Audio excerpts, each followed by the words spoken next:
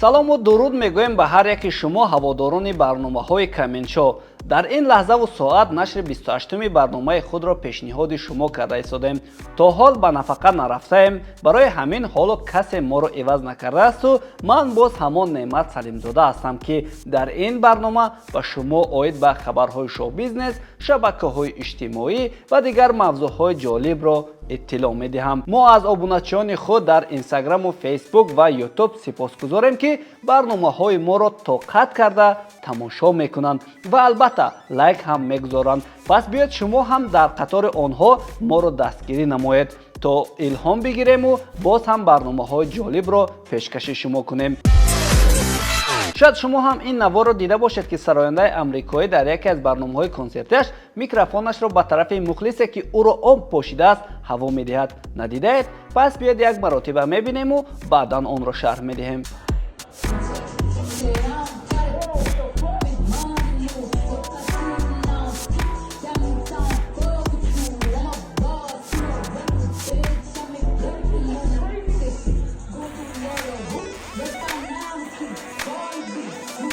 ин барномаи консертӣ дар Лас-Вегас доир шуда буд ва баъд аз ин ҳодиса дар миёни тӯдаи одамон яке аз кормандони ширкати продюсерӣ ин микрофонро ёфта дар музояда гузоштааст. нархи ибтидоии микрофонро $500 таъин карданд, вале дар чанд соат нархи он ба $25,000 расид. давоми як ҳафта 120 ариза барои харидани онро қабул карданду ниҳоятан микрофонро бо арзиши $99,900 фурӯхтанд. ба иттилои расонаҳо маблағи он ба ду ташкилоти хайриявӣ тақсим шудааст.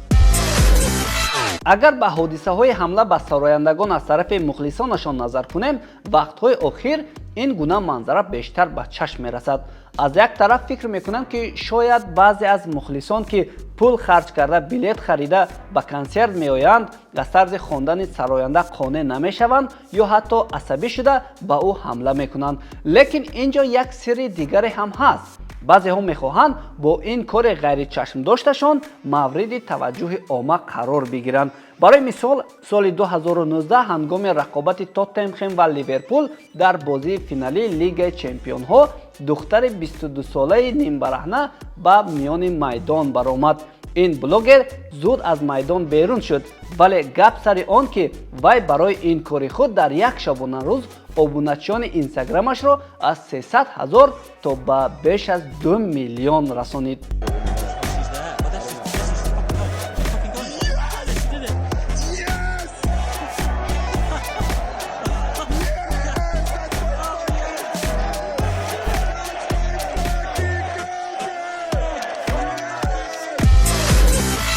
ҳамла ба сарояндагон мисле ки ба ҳукми анъана даромадааст. масалан, Гарри Стайлз барномаи консертиашро дар Австралия баргузор кард, ки яке аз мухлисонаш ба сӯи ӯ ҳам ашёи номаълумеро партофт. баъд аз зарба сароянда чанд лаҳза бехуд шуд.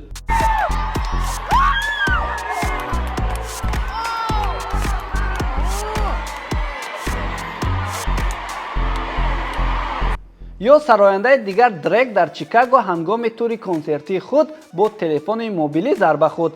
ҳарчанд дар аввал тарсид, вале сурудхониашро идома дод.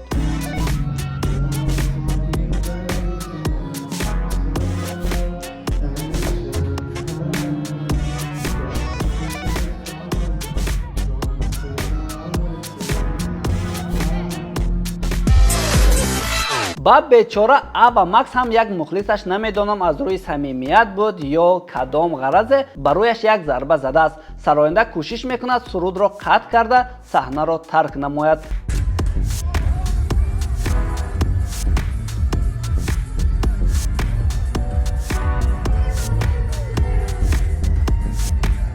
баъд аз чанде Ава дар Твиттер навишт, ки ин зарбаи сахтро дар қисмати чашмаш хӯрдааст ва ҷароҳат низ бардоштааст. зарба ба Ава Макс чанд рӯз баъд аз он сар зад, ки Биби Рексро ҳам бо телефон захмӣ карданд. ба ин сароянда чунон мезананд, ки бечора ба зону менишинад ва ҳатто аз толор ба беморхона интиқол меёбад. ба гуфтаи табибон ӯ аз болои чашм зарба хӯрдаасту ҳатто ҷои захмро духтаанд. гумонбари ҳодиса низ аз тарафи полис дастгир шудааст. баъд аз ин сароянда то ҳол дар шабакаҳои иҷтимоӣ пайдо нашудааст.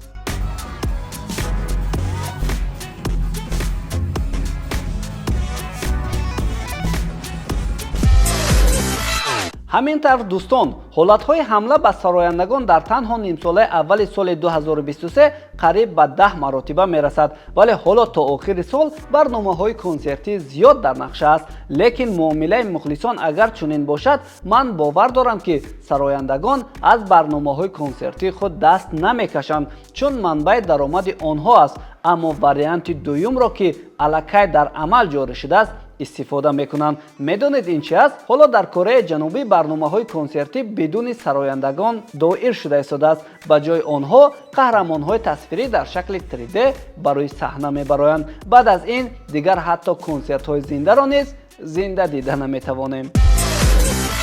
тамошобинони азиз, ин буд чанд хабаре ки мо дар нашри 28-ми барномаи Каменчо манзури шумо гардонидем. Мо дар барномаҳои ояндаамон боз хабарҳои ҷолибро низ омода мекунем. Барои ҳамин то барномаҳои баъдӣ хайр.